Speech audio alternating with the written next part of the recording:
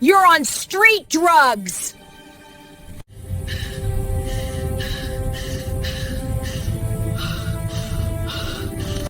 Miss, that's not real medication. You can't bring illegal substances onto this aircraft. Flight attendant Linda Hayes grabbed the inhaler from 17-year-old Sophia's shaking hands. The cabin went silent. United Flight 558 remained at Newark's gate. Passengers were already secured in their seats for the cross-country trip to San Francisco. Sophia's brown eyes welled up with tears as she pressed her hand against her chest, her breathing becoming rapid and shallow. "Please," Sophia whispered, her voice barely rising above the aircraft's quiet hum. "I need this to breathe." Linda raised the inhaler high like she was presenting evidence. "Next, you'll claim this candy wrapper is prescription medicine." Her voice echoed through the business-class cabin where passengers shifted awkwardly in their comfortable seats. Several pulled out their phones. Sophia's medical alert bracelet glinted under the cabin lights as she reached desperately for her confiscated medicine.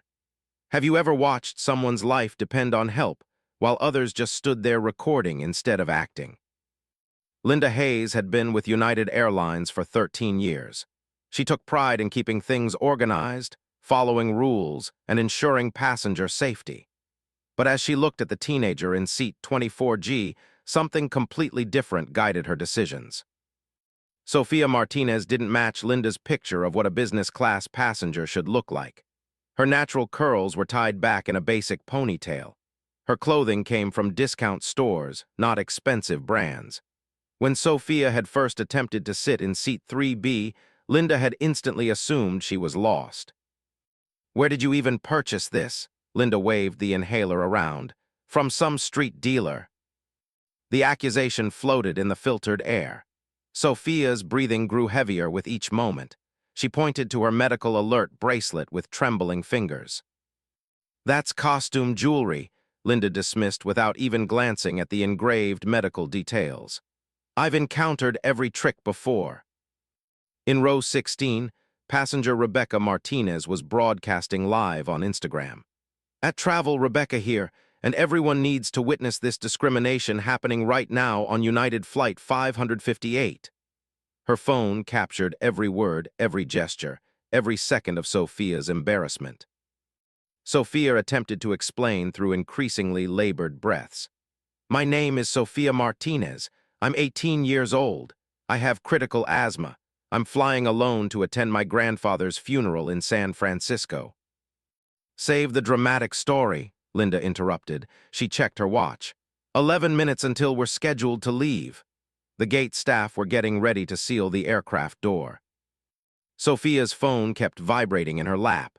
The caller ID displayed "Father," but she was too focused on attempting to breathe to pick up. Her carry-on sat in the overhead bin containing her Stanford early acceptance letter and valuable electronics that contradicted Linda's judgments about her circumstances. "Either this medicine goes in the garbage," Linda announced loud enough for surrounding passengers to hear, "or you exit my aircraft." The threat sent whispers throughout the cabin.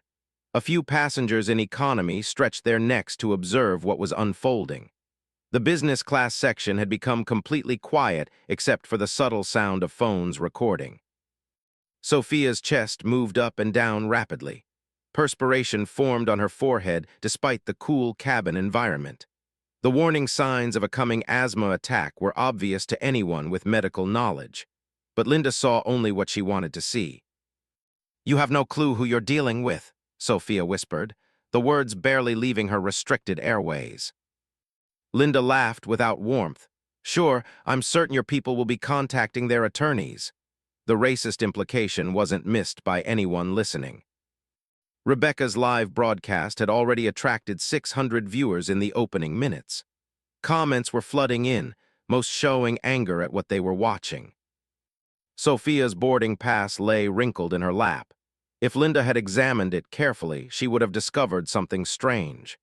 The pass indicated seat 3B in business class, but Sophia sat in 24G in economy.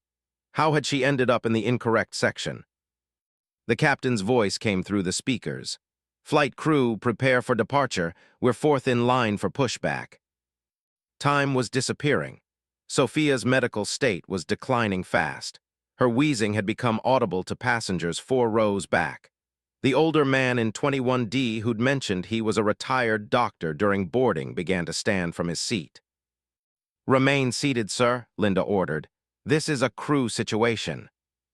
But Sophia's phone kept vibrating. The unanswered calls were accumulating, all from the identical contact. Her father was attempting to reach her, but she was too concentrated on the burning feeling in her chest to notice. Linda held the inhaler even higher as if proving a point to the whole cabin. "I don't understand what kind of scheme you think you're running, but this is a respectable airline." Sophia's reply was interrupted by a coughing spell that left her gasping. Her lips were starting to display the slightest blue color that medical experts recognize as a danger sign. The aircraft door stayed open, but Linda's threat lingered in the atmosphere. The other flight crew watched nervously from their stations, obviously uncomfortable but reluctant to question their senior colleague's authority. Rebecca's live broadcast had reached 12,000 viewers. The hashtag, United Discrimination, was starting to trend. Major news organizations were beginning to monitor the story, but Linda remained unaware of the crisis building around her decisions. Sophia fumbled for her phone as another surge of breathing trouble struck her. Her father's number showed on the screen again. This time, she knew she needed to answer. "Where are you from? Tell us in the comments below. And if you're loving this story, hit that like button and subscribe for more." The call went to voicemail once more. Sophia's phone dropped from her shaking fingers as another coughing attack seized her small body. Linda watched with increasing frustration, not recognizing the medical emergency developing before her eyes. "Drama queen," Linda muttered loud enough for the business class passengers to hear. Several shifted uneasily, their phones now openly recording the conflict. Rachel Santos, the flight supervisor, entered the aircraft at gate level. Her radio crackled with urgent messages she couldn't quite understand over the cabin sounds. Something about priority passenger and corporate alert, but the words were broken. "What's happening here?" Rachel asked Linda quietly, hoping to manage whatever was escalating. "Passenger in 24G attempting to bring narcotics aboard," Linda explained with practiced confidence. "Claims it's an inhaler, but look at her. Typical drug user signs." Rachel looked at Sophia, who was now bent forward in her seat, fighting to pull in air. The teenager's condition was clearly worsening, but Linda's certainty seemed unbreakable. "Did you verify her medical papers?" Rachel asked. "Fake bracelet sob story about asthma," Linda dismissed. "I've been doing this for 13 years. I recognize a scam when I see one." Meanwhile, Rebecca's live broadcast had exploded. 62,000 viewers were now watching in real time. Comments appeared faster than anyone could track them. "Let Sophia breathe" was gaining traction across multiple networks. Dr. Richard Chen, the retired physician in 21D, couldn't stay quiet any longer. "Excuse me, but that young woman is displaying signs of critical respiratory failure. She requires immediate medical help." "Sir, please stay seated," Linda commanded. "This is a crew safety matter." "This is a medical crisis," Dr. Chen insisted, his voice carrying the weight of 41 years in medicine. "I'm a licensed physician, and I'm telling you that girl needs her medication immediately." Linda's jaw clenched. The situation was spinning beyond her authority, but retreating now would mean accepting she'd been mistaken. Corporate policy clearly states that crew safety takes priority over passenger convenience. The statement sent a chill through the cabin. Passenger convenience. Sophia was struggling for breath, her chest rising and falling in quick, shallow movements that anyone could recognize were dangerous. 3 TSA officers appeared at the aircraft door. Linda had contacted them during the initial conflict, requesting passenger removal for suspected drug possession. They walked toward Sophia's row with practiced efficiency. "Ma'am, we need you to accompany us," the senior officer said, his tone professional but serious. Sophia tried to speak but could only wheeze. Her phone vibrated again, the same caller. "Father!" This time the sound seemed more desperate, more persistent. "She's being difficult," Linda told the officers. "Claimed the inhaler was medication, became hostile when I confiscated it." Dr. Chen stood up despite Linda's earlier order. "Officers, I'm a physician. This passenger is suffering a severe asthma attack. She's not being difficult. She's in medical distress." The officers looked between Linda and the doctor, uncertainty showing on their faces. Sophia's condition was impossible to dismiss now. Her breathing had become audibly strained, and sweat soaked through her shirt. "Without a prescription container, we must support the crew," the senior officer explained apologetically. "Ma'am, if you cannot provide proper documentation for your medication." Sophia's phone rang again. The sound cut through her oxygen-deprived awareness like a siren. Her father's face appeared on the screen, and something in her expression transformed.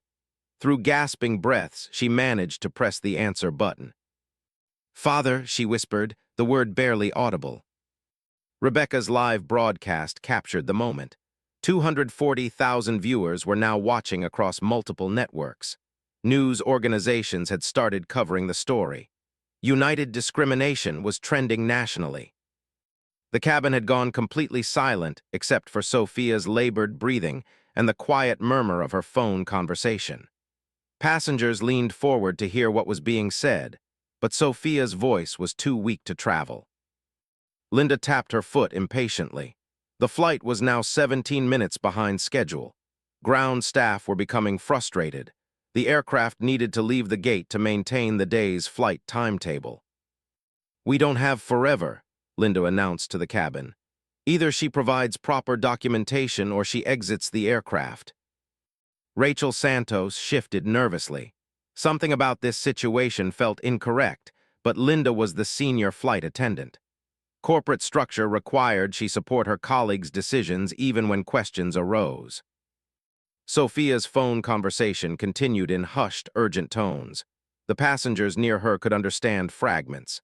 "They won't allow me, and please help," and what sounded like Flight 558. Dr. Chen tried once more.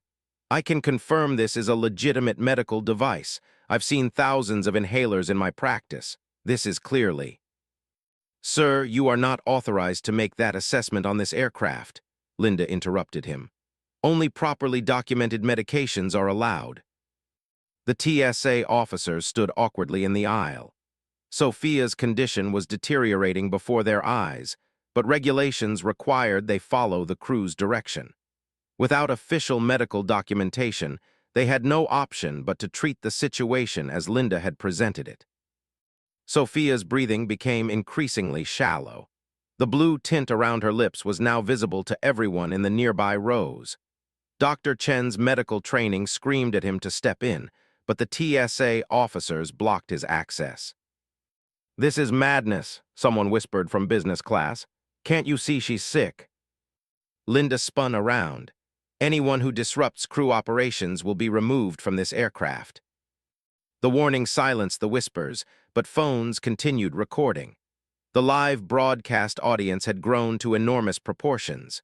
Major news networks were now tracking the situation in real time. Sophia's phone conversation grew more desperate. Though her words were barely audible, the tone expressed desperation mixed with something else. Hope, maybe? Or was it something more powerful? The aircraft door remained open, but time was running out. Linda's threat hung in the air like a blade. Sophia had to choose. Leave the aircraft without her life-saving medication or somehow prove everyone she wasn't the drug-seeking teenager Linda believed her to be. Her phone buzzed with one last incoming call. The same caller. "Father!"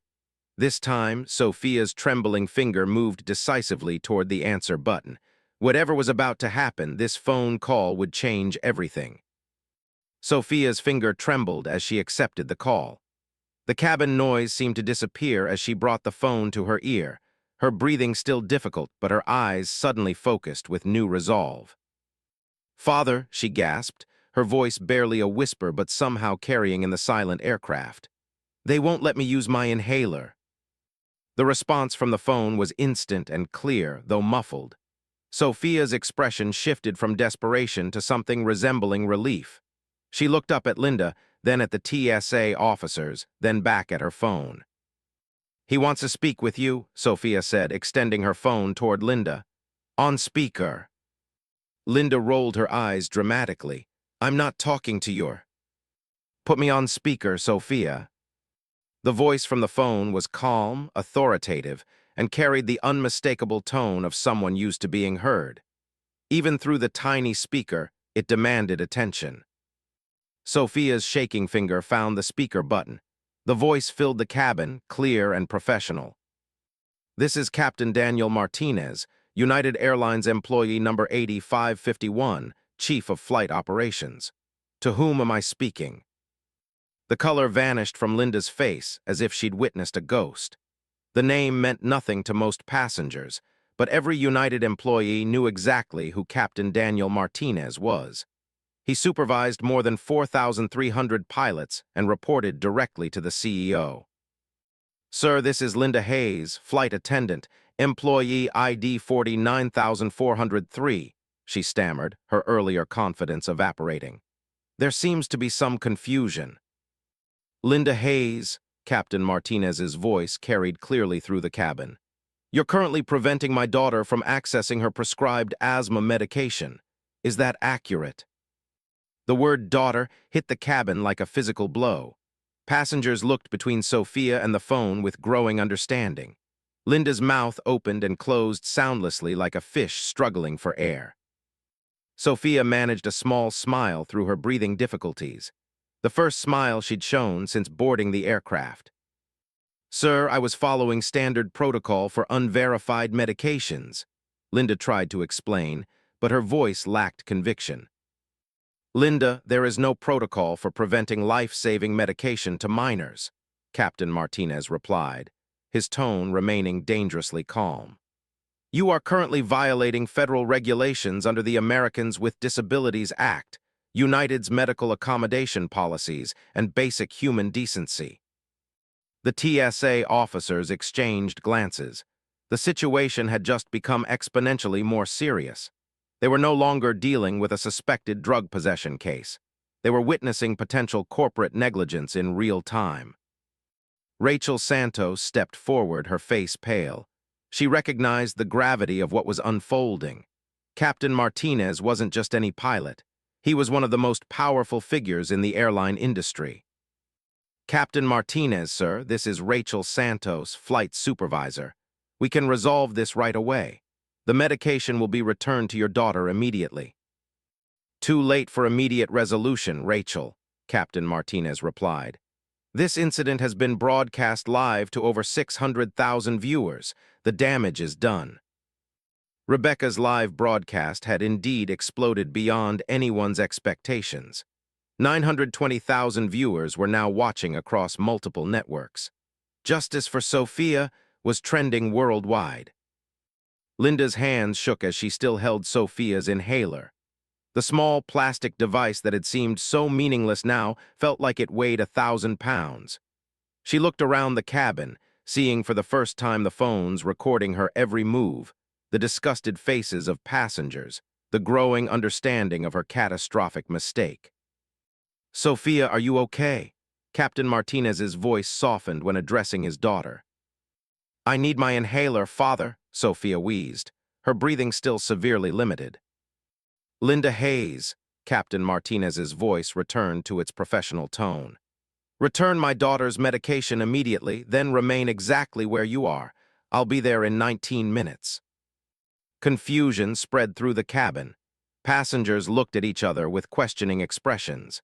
How could Sophia's father be there in 19 minutes if he was calling from elsewhere? Linda numbly handed the inhaler back to Sophia, who immediately used it. The relief was visible as her breathing began to improve, though the attack had taken a significant toll. "Sir," Linda tried one more time, "how can you be here in 19 minutes? Are you calling from Chicago?" For the first time, there was amusement in Captain Martinez's voice. "Linda, I'm calling from Terminal 3, Gate 24. Flight 886 from Seattle landed 13 minutes ago. I was traveling home when I received Sophia's emergency text." The revelation sent another wave of shock through the cabin. Sophia's father wasn't calling from across the country. He was literally in the same airport, walking toward their gate at this very moment. Dr. Chen, who had been watching the entire exchange with growing satisfaction, finally spoke up. "Young woman, how are you feeling now?" Sophia took another puff from her inhaler before responding. "Better, thank you for trying to help." Her voice was stronger now, though still shaky from the ordeal. "Sophia," Captain Martinez's voice continued from the phone, "I need you to stay calm and keep using your inhaler as needed. Linda Hayes, you are relieved of duty effective immediately. Rachel Santos, you will ensure my daughter receives appropriate medical attention and a formal apology from United Airlines."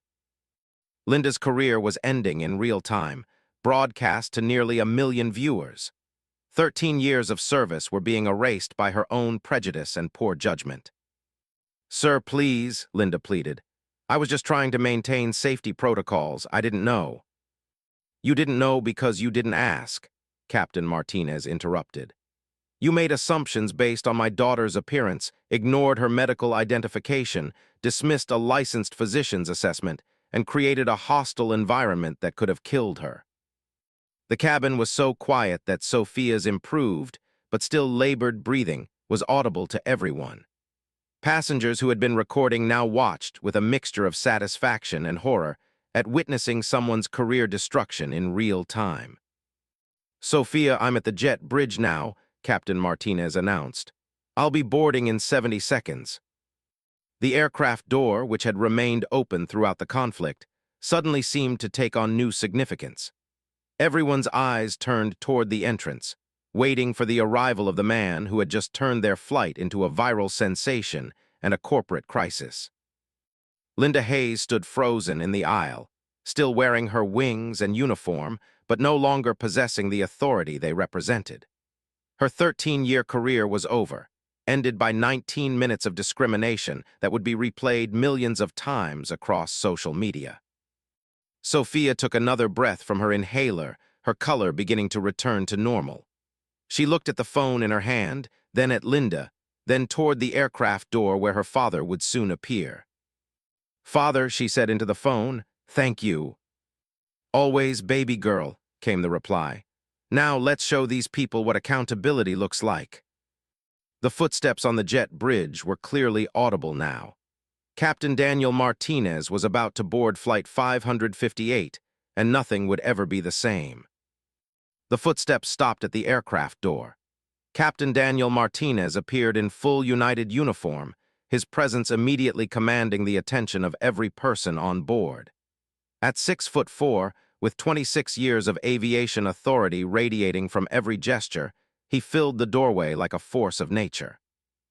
The cabin fell into absolute silence except for the steady hum of the aircraft's electrical systems. Even Sophia's breathing, though much improved, seemed loud in the hushed atmosphere. Captain Martinez's eyes swept the cabin, taking in the scene methodically. The recording phones, the uncomfortable passengers, the TSA officers still standing awkwardly in the aisle, and finally his daughter in seat 24G, still pale but breathing normally with her inhaler clutched in her hands. "Sophia," he said softly, his voice carrying clearly in the silence, "how do you feel?" "Much better now, father," she replied, her voice stronger than it had been in 32 minutes. Captain Martinez nodded, then turned his attention to Linda Hayes. She stood frozen in the aisle, her face ashen, her 13 years of service about to be scrutinized by one of the most powerful men in commercial aviation. "Linda Hayes, employee ID 49403, Captain Martinez began, his voice returning to its professional tone. "Do you understand the magnitude of what you've done?" Linda's mouth moved soundlessly for a moment before she found her voice. "Sir, I was following protocols for passenger safety." "Stop," Captain Martinez's command cut through her excuse like a blade. "Let me explain what you've actually done using facts rather than justifications." He pulled out his phone, not to make a call, but to reference data he'd pulled up during his walk to the gate. United Airlines' annual revenue is $61.2 billion. The average settlement for discrimination lawsuits in the airline industry is $2.6 million. Your annual salary is $65,000. The numbers landed with mathematical precision. You have potentially cost this company more than your lifetime earnings in 19 minutes. The passengers listened with rapt attention. Many were still recording, knowing they were witnessing something unprecedented in commercial aviation. But the financial exposure is secondary, Captain Martinez continued. You violated Section 507 of the Rehabilitation Act, the Americans with Disabilities Act, and United's own medical accommodation policies. You created a hostile environment for a minor passenger based on racial profiling, ignored medical documentation, and dismissed the professional opinion of a licensed physician. Dr. Chen nodded approvingly from his seat. Everything Captain Martinez said was legally accurate and devastating. Sir, Rachel Santos interjected nervously, we can resolve this situation with appropriate apologies and accommodations. Captain Martinez turned his attention to the flight supervisor. Rachel, this incident has been broadcast live to over 1.1 million viewers. It's trending on every major social platform. ABC, NBC, and CBS have already picked up the story. There is no containing this situation. As if summoned by his words, his phone buzzed with an incoming call. The display showed CEO Scott Kirby. Captain Martinez declined the call and continued addressing the cabin. Linda, you have created what we call in corporate terms a career-limiting event, he said, his tone remaining eerily calm. You have two choices, and you have 70 seconds to decide. The ultimatum hung in the air like smoke. Every phone in the cabin was recording this moment of corporate justice unfolding in real time. Choice 1, immediate resignation with a neutral reference. You leave this aircraft right now, turn in your wings and badge, and never work for United Airlines again. But you might find employment with another carrier eventually. Linda's breathing had become almost as labored as Sophia's had been earlier, but for entirely different reasons. Choice 2, termination for cause, permanent blacklist from all major airlines, personal liability for any discrimination lawsuit damages, federal civil rights violation on your employment record. Captain Martinez paused. And criminal charges for endangering the welfare of a minor. The criminal charges possibility sent murmurs through the cabin. Passengers had been entertained by the corporate drama, but the mention of criminal liability raised the stakes considerably. You now have 35 seconds to decide, Captain Martinez announced, checking his watch with military precision. Linda looked around the cabin desperately, as if seeking support from somewhere. The passengers stared back with expressions ranging from disgust to pity. The TSA officers maintained professional neutrality, but their body language suggested they wanted to distance themselves from the entire situation. Linda began, her voice cracking. 17 seconds.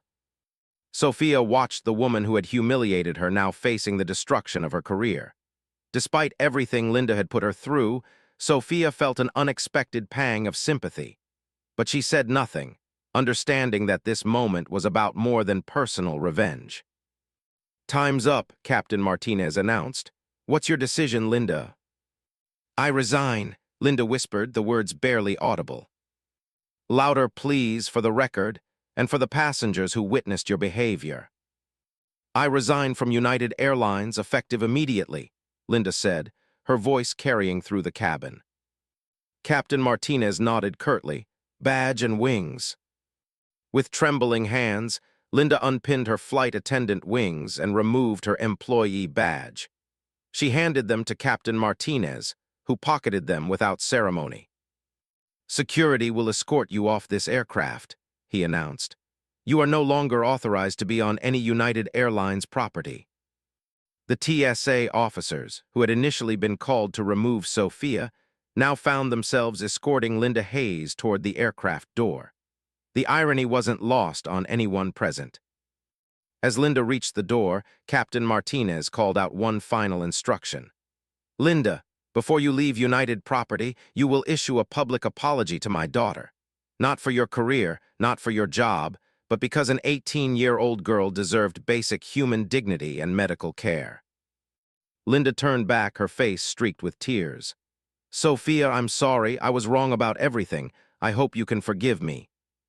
Sophia looked at her father, then back at Linda. I forgive you, she said quietly, but I hope you learn from this.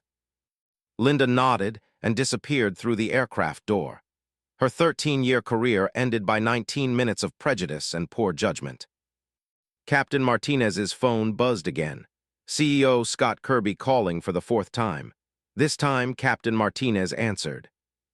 Scott, I'm handling the situation, he said, his voice carrying through the cabin. Full corporate backing is requested and expected. The conversation was brief and clearly supportive. When Captain Martinez hung up, he addressed the entire cabin. Ladies and gentlemen, United Airlines formally apologizes for the treatment my daughter received today. This incident represents a failure of our training, our policies, and our values. It will not happen again. The spontaneous applause that erupted surprised everyone, including Captain Martinez. Passengers were applauding not just the apology, but the demonstration of swift, decisive accountability they had just witnessed. Sophia, Captain Martinez said, turning to his daughter, your seat assignment was actually 3B in business class. Let's get you moved to where you belong. As Sophia gathered her belongings, Dr. Chen approached. Captain Martinez, your daughter handled herself with remarkable grace under impossible circumstances. You should be proud. I am, Captain Martinez replied, helping Sophia with her carry-on bag. But I'm also angry that she had to. The live broadcast had now reached 1.4 million viewers. Justice for Sophia was trending globally. Major news outlets were preparing full coverage of the incident. Linda Hayes' career destruction had become a case study in corporate accountability and the power of social media. Sophia took her father's arm as they walked toward business class. The cabin was still buzzing with excitement over what they had witnessed. History had been made on Flight 558, and everyone present knew they had been part of something unprecedented. 3 hours later, Flight 558 was finally airborne.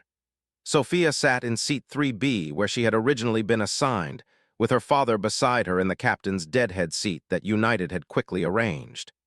Her breathing was completely normal now, but the inhaler remained within easy reach. The cabin atmosphere had transformed completely. Passengers who had initially been uncomfortable witnesses were now approaching Sophia with words of support. Flight attendant Jennifer Chen, who had replaced Linda, stopped by their seats every few minutes to check on Sophia's condition. Sophia, I want you to know that what happened today was completely against everything United stands for, Jennifer said during one of her visits. I've been with the company 9 years, and I've never seen anything like Linda's behavior. Sophia smiled genuinely for the first time since boarding. Thank you, that means a lot. Captain Martinez had spent most of the flight on his phone, coordinating with United's corporate headquarters. The airline was moving with unprecedented speed to address the situation and prevent similar incidents. Sophia, listen to this, he said, hanging up from yet another call. United is implementing immediate policy changes based on what happened to you today. He pulled out his tablet and showed her the emergency corporate bulletin that was already being distributed to all United employees worldwide. Effective immediately, all flight attendants must complete 43 hours of medical device recognition training within 32 days. Any crew member who denies access to properly identified medical devices faces immediate termination. Sophia read over the policy changes with growing amazement. Her ordeal was already creating systemic change throughout the airline industry. There's more, Captain Martinez continued. United is launching a medical alert app integration with passenger profiles. When passengers check in, they can register their medical devices and conditions. The information will be immediately available to all crew members. The technology solution addressed exactly the kind of ignorance and assumptions that had led to Sophia's humiliation. No future passenger would have to endure what she had experienced. Father, this is incredible, Sophia said, scrolling through the policy updates. But what about other airlines? Already happening, Captain Martinez replied with satisfaction. Delta, Southwest, and JetBlue have all contacted United requesting copies of these new policies. Your 19 minutes of hell are going to protect thousands of passengers. Dr. Chen, who had been following the developments from his seat, approached during the meal service. Sophia, I want you to know that I've contacted the American Medical Association about what happened today. We're developing standardized medical identification protocols for all commercial aviation. The ripple effects were expanding beyond United, beyond commercial aviation, into the broader healthcare and civil rights communities. Sophia's story was becoming a catalyst for change across multiple industries. Rebecca Martinez, the passenger who had live-streamed the entire incident, stopped by their seats near the end of the flight. Sophia, my video has been viewed over 17 million times. The comments are incredible. People are sharing their own stories of discrimination, talking about change, demanding accountability. What happened to Linda? Sophia asked quietly. Last I heard, she was trying to get a job at a retail store in Brooklyn, Rebecca replied. No airline will touch her. The video is the first thing that comes up when you search her name. Sophia felt a complex mix of emotions about Linda's fate. Justice had been served, but the destruction of someone's livelihood still felt heavy. Sophia, her father said, sensing her conflicted feelings. What happened to Linda was the consequence of her choices, not your actions. You handled yourself with more grace than most adults would have. As Flight 558 began its descent into San Francisco, Sophia reflected on how completely her life had changed in a single day. She was no longer just a teenager flying to her grandfather's funeral. She had become the face of a movement, the catalyst for industry-wide reform, and a symbol of quiet strength in the face of injustice. 7 months after Flight 558, Sophia Martinez stood before a congressional subcommittee on transportation and civil rights, testifying about discrimination in commercial aviation. The Stanford freshman had become one of the most recognizable voices in the fight for passenger rights. The changes implemented after my experience have reduced medical discrimination complaints by 81% across United Airlines, Sophia told the assembled congressmen. But the real victory isn't in the numbers. It's in the letters I receive from parents whose children no longer fear flying with their medical devices. The Medical Alert app that United developed had been adopted by 14 major airlines. Linda Hayes' career destruction had become a case study in corporate accountability taught in business schools nationwide. Captain Daniel Martinez had been promoted to Vice President of Inclusive Operations, overseeing similar reforms across the entire airline industry. Sophia's story had transcended aviation. Her calm response to discrimination, her father's decisive action, and the power of social media to create immediate accountability had inspired changes in hospitals, schools, and retail establishments across the country. I learned something important that day, Sophia continued in her testimony. Individual courage can transform entire industries, but only when people are willing to document injustice and demand change.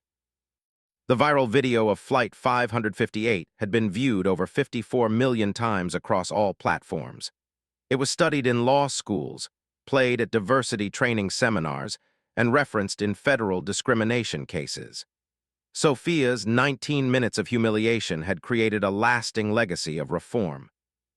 Dr. Chen, now serving on a federal advisory panel for medical accommodation policies, often referenced Sophia's case in his recommendations. The standardized medical identification protocols developed after her incident had been adopted by the Transportation Security Administration and implemented at airports nationwide. Sophia's Stanford studies now focused on aerospace engineering with a specialization in passenger safety systems. Her senior thesis project involved developing biometric monitoring systems that could automatically alert flight crews to passenger medical distress. What happened on Flight 558 taught me that power should protect the vulnerable, not exploit them, Sophia concluded her congressional testimony. When we witness injustice, we have a choice: document it, or become complicit in it. These real-life stories remind us that one person's courage can create systemic change. Sophia's touching story proves that Black stories matter, that young voices can transform industries, and that quiet strength often achieves more than loud anger. Have you witnessed discrimination that needed to be documented? Share your experiences in the comments below. Stories like Sophia's show us that individual actions can create lasting change. Where are you from? Tell us in the comments below. And if you're loving this story, hit that like button and subscribe for more. Hit subscribe to see more life stories of people fighting injustice with intelligence and courage. Share this video to spread awareness about the power of accountability in creating social change.